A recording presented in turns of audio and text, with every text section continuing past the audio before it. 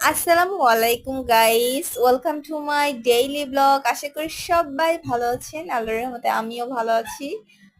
ও sorry, আমি ভালো নাই, আমাদের বাকি সদস্যগুলো ভালো আছে কিন্তু আমি ভালো নাই। তো যাই হোক, আমি আজকে আপনাদের উদ্দেশ্যে একটা প্রস্তাব নিয়ে এসেছি।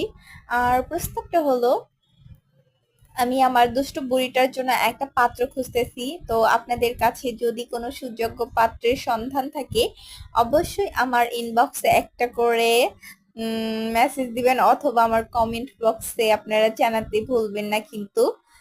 তো আমার দুষ্ট বুড়িটা যত দিন যাচ্ছে তত বেশি দুষ্ট হয়ে যাচ্ছে। এই দেখেন, আমার হাতে খামচি মেরে একদম রক্ত বের করে দিয়েছে। মানে একে নিয়ে নতুন করে কিছু বলার নাই। তো যাই হোক, আমাকে খামচি টামচি দিয়ে আমার আম্মুর কোলের ভিতরে ভদ্র বাচ্চার মতো বসে আছে।